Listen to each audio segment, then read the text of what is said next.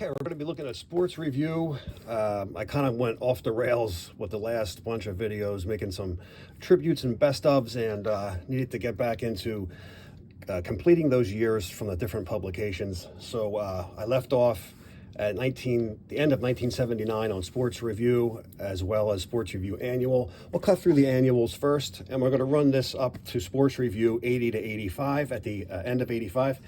And then we'll do a part two for 86 until it closed in 93, I believe.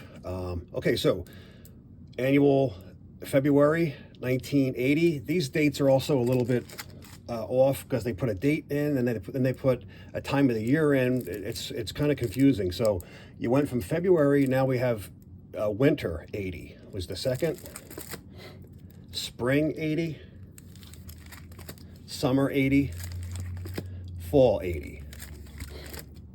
And I think we're back into the times of the year. Keep an eye out though, because there might be a month thrown in just to confuse everybody. Winter 81, spring, summer, fall, and 82. Winter, spring, summer, fall. It's signed by Sargent. I got some duplicates in here where the ones that are signed, so you'll see some, maybe twice on some of them that are signed in here by accident. I didn't take them out.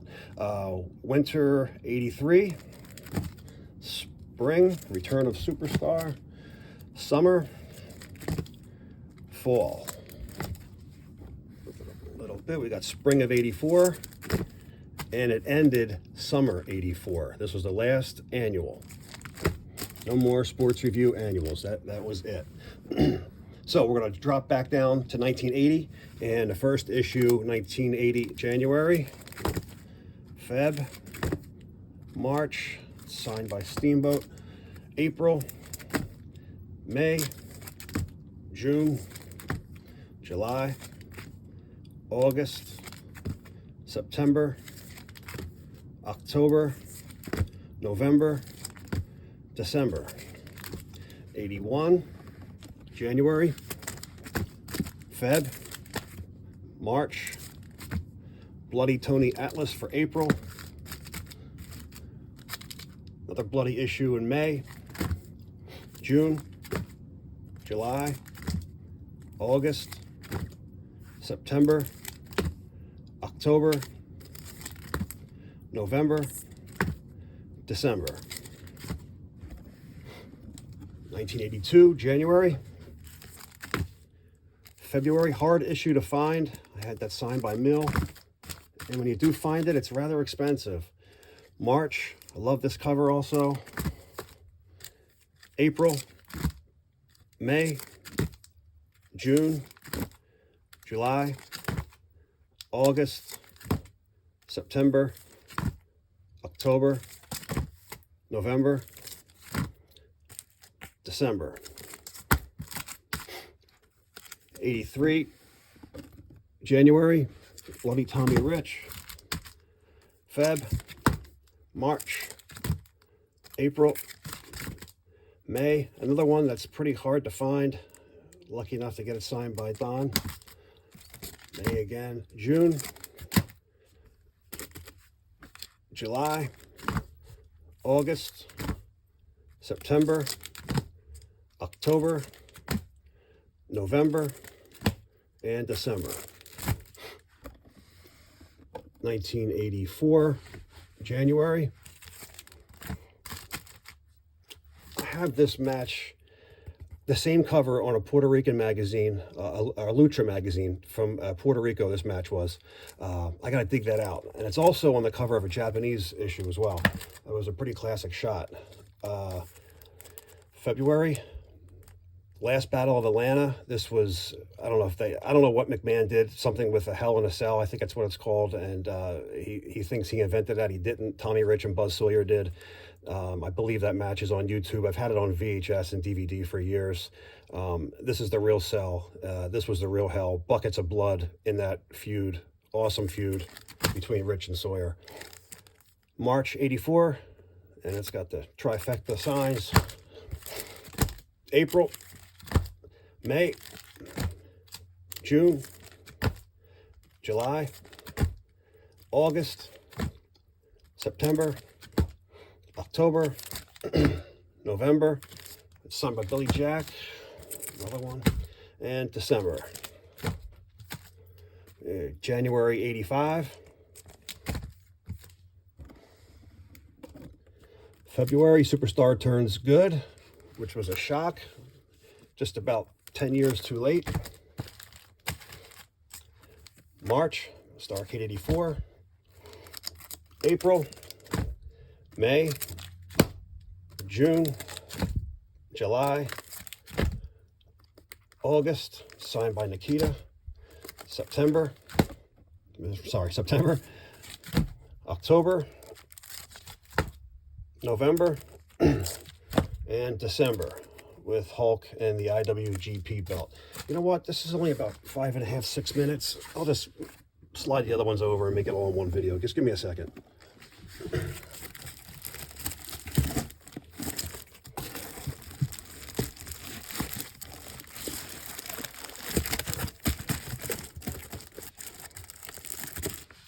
May as well keep it going. We got good flow and just knock it out of the park.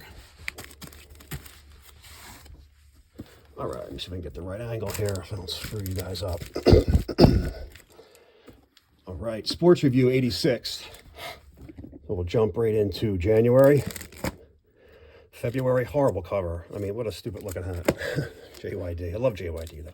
March, April, May, June.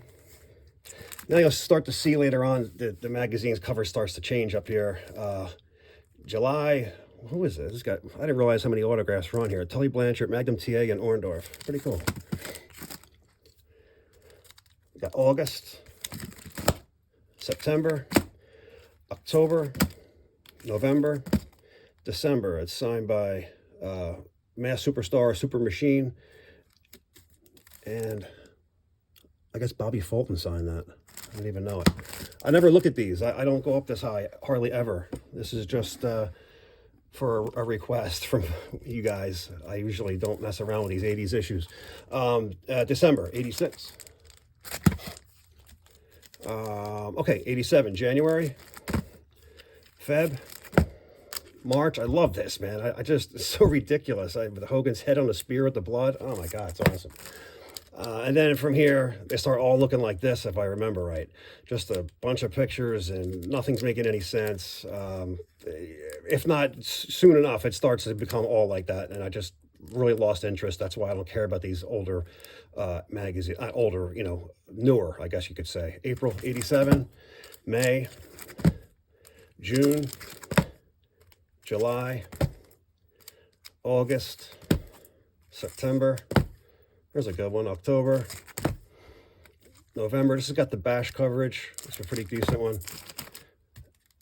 Bash 87, that one was. And December.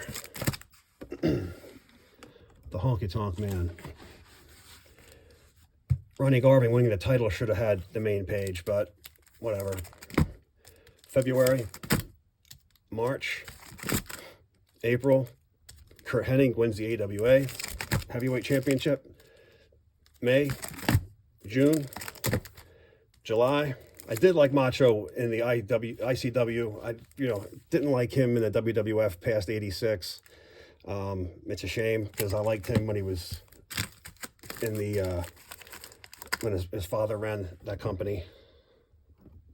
And I have a bunch of DVDs. I watched those TV shows. They're very cheap, low budget, but it was just great stuff. August, September, looks like a tabloid, terrible. October, hate both of those guys. November, hate those two. December, love those two. All right, January 89. February. March, I was just seeing if this was the issue where the awards were given, and I don't think, no, you know what, I moved to PWI, never mind. April, 89. May, Jerry Lawler with the AWA Championship. What was the other one? AWA Memphis and Kerry Von Erich's WCCW, the one Fujinami had beat Kerry for. June 89, this is signed by Steamboat and Lex. Steamboat won the heavyweight championship from Flair, and Luger, what was this, 89? Who did he beat back for the U.S. title? Can't remember. I don't know if it was Stan Hansen, maybe even the Freebird, not sure. Asking me wrestling from the 80s, I'm kind of almost clueless, because this is jarring my memory, because I don't ever, like I said, I don't ever really go here. July 89, terrible looking cover. August, September, really stupid looking, I mean, come on, that's a wrestling cover. October, that's decent. November, December, I mean, there you go, that's a better cover. And now we're into 1990, the taboo years. I think 1990 sucked for everything. It was the end of the 80s. Professional wrestling went to shit. The music changed. January 1990, Sports Review. February. March. April. May. What a ridiculous looking cover. June. July. August. Worst champion ever. September. October.